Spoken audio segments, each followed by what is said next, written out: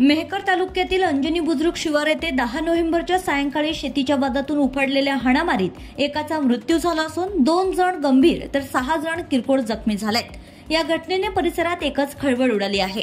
डोणगाव पोलिसांनी तात्काळ कारवाई करत सय्यद मंजूर सय्यद बिराम याच्यासह त्याच्या 8 साथीदारांना अटक केली आहे। त्यांना न्यायालयात हजर केलं असता न्यायालयाने 2 दिवसांची पोलीस कोठडी सुनावली आहे। या प्रकरणात दोन्ही बाजूंनी परस्पर विरोधी तक्रारी नोंदविण्यात आल्या। चिखली तालुक्यातील मंगरुळ नवघरे येथील विकार खा जाबीर खा पठाण यांनी डोणगाव पोलिसात दिलेल्या तक्रारीनुसार ते आईवडील आणि नातेवाईकांसह शेतात गेले असता सय्यद मंजूर सय्यद बिराम व त्याच्या साथीदारांनी हल्ला केला।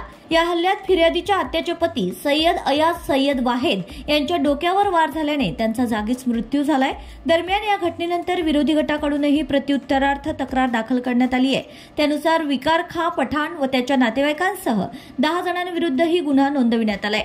गंभीर जखमींना पुढील उपचारासाठी छत्रपती संभाजीनगर येथे हलविण्यात आलं असून पोलीस पुढील तपास करीत असून गावात तणावाचं वातावरण कायम आहे।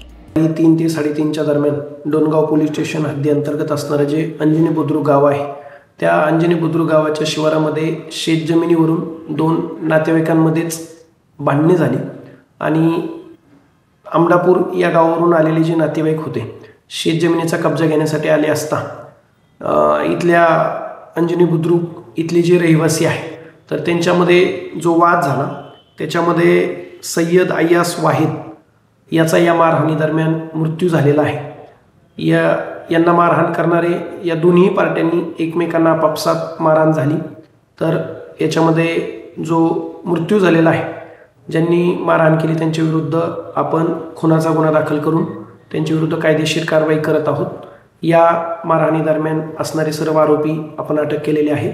त्यांच्या विरुद्ध डोणगाव पोलीस स्टेशन हद्दी अंतर्गत खुनाचा गुन्हा दाखल करून पुढील कारवाई करत आहोत। यामध्ये एकूण आरोपी आपण आता सध्या 10 आरोपी आपण त्यांच्या विरुद्ध गुन्हा दाखल केलेला आहे आणि ते 10 आरोपी आपल्या ताब्यामध्ये आहेत।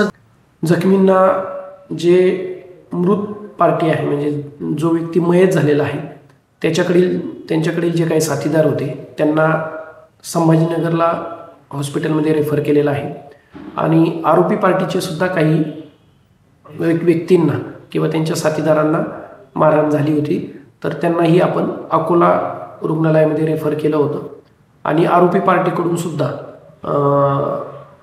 मारहाणीचा गुन्हा दाखल करण्यात आलेला आहे। रात्री त्यांना संभाजीनगरला डॉक्टरांच्या म्हणण्यानुसार आपण तिकडे हॉस्पिटलला पाठवलेलं आहे। प्रकृती सध्या तरी स्थिर आहे। आम्ही माहिती ठेवून आहोत।